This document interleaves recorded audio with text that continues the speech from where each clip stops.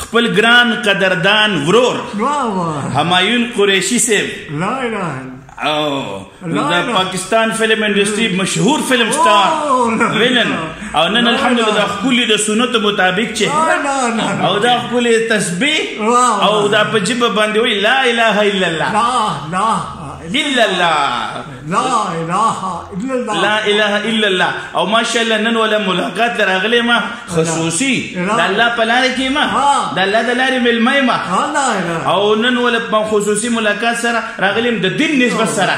او ورته مې شعر ویلو چې خوش قسمت دا بیماری د الله تعالی او رحمت ده بیماری رحمت ده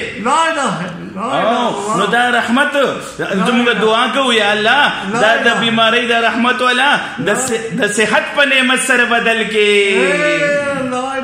یا الله دا محتاجی ته نه لري کې او ډېر خوشاله او موږ سره ډېر ګران قدردان زما ډېر ګران روړ دی جعفری صاحب بشیر جعفری صاحب د ډېر ښکلی یار دی هغه ورله راوسته ملاقات لا او ماشاءالله بیا دا دوه مفتیان دي را سره وګوره مفتی عبدالرحمن صاحب دی او وسره مفتی وسره مولانا علی خان صاحب دی او بل محبوب صاحب دی دا زموږ د لاهور د سیمې او خصوصي ملاقات راغلی همایون قریشی د لیجند فلم سٹار همایون قریشی ماشاءالله او اوس په جبه باندې وی ایاک نعبد و ایاک نستعین لا اله الا الله محمد رسول الله لا حول لا حول لا حول ولا قوة إلا بالله ما شاء الله لا اله الا الله ما شاء الله ډېر خوشاله شو جی ملګرو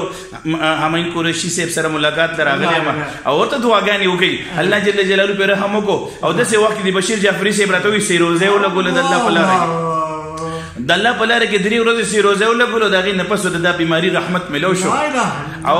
بیماری خدا سے رحمت دی چې ګناهونه په معاف کیږي او ماشاءالله ماشاءالله نو خدایا ستا لوی خزانی دی رب ذوالجلاله دا بیماری د یاله د ګناهونو کفاره وګرځي او رب ذوالجلاله زموږ د ملاقات سره د خپل رضا سبب وګرځي په دې عمل باندې زموږ هم راضي شي او د دې هم راضي شي ملګرو دا ځواني دا زندگی ډیره مختصر ده فلم سٹار همایون قریشی دا زموږ تاسو د یو پیغام دی زندگی ډیره زیاته لګه ده د مرګ نه مخکې د مرګ تیارې دی د مرګ پته لګي نه چې مرګ به کله راځي خپل الله سره تعلق جوړ کو خپل الله سره تعلق جوړ کو او شاعر وایي چې دوباره دې راتل نشتا په دنیا نن دیوار دې که د روح کې کر اختیار نو تیر ساته په مثال مړ د لحد دی مړی چا دی ژوند کړي په جړا کر د ګلو کچې سیمه دی گلزار شي اجغم کرا پخپو کې بدخار شي ته چې بل پغشولې داسې پویشا چې دا غشې به هم ستا په لور گزار شي کوه ما کنه د بل سړي په لار کې جعفری سے کوه ما کنه د بل سړي په لار کې یا چرستا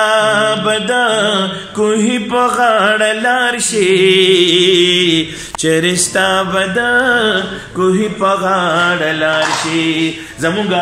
ګران قدردان ورور همایون قریشی صاحب او ټولو ملګرو ته ورونو ته او خویندو ته دعوت ورکوي او ورته دعاګانې وکړي زما ورونو دعاګانې وکړي چې زما د ګران قدردان نور له الله پاک صحت ورکړي ولا ملاقات له راغلي او ماشاءالله ښکلي علماء کرام هم را سره راغلي دي مفتیان هم را سره راغلي دي او انشاءالله او ټولو عوامو ته ووایي چې مونځ کوئ ورته ووایي مونځ کوئ مونځ کوئ او ذکر کوئ تلاوت کوئ الله خوشاله کوي د مرګ پته لګي نه چې مرګ به کله راځي روغ صحت د بیماری نه مخکې نعمت دی او د دې نعمت قدر وکړئ د مرګ نه مخکې د مرګ تیارې دي ورونو خویندو میندو او بچړو د مرګ پته لګي نه چې مرګ به کله راځي الله سره تعلق جوړ کو شاعر وایي چې نن الله راضي کا د سبا څه پته نه لګي نن الله راضي کوي د سبا څه پته نه لګي ټول خلق روان دي ټول خلق روان